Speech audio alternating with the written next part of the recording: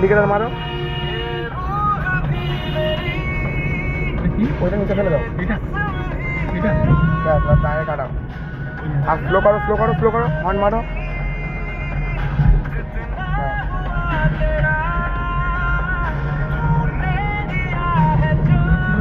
Indicator indicator. উপর নেবো।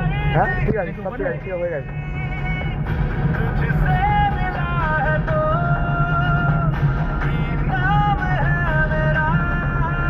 সরিষাতে ঘোরাবো, সরিষাতে ঘোরাবো।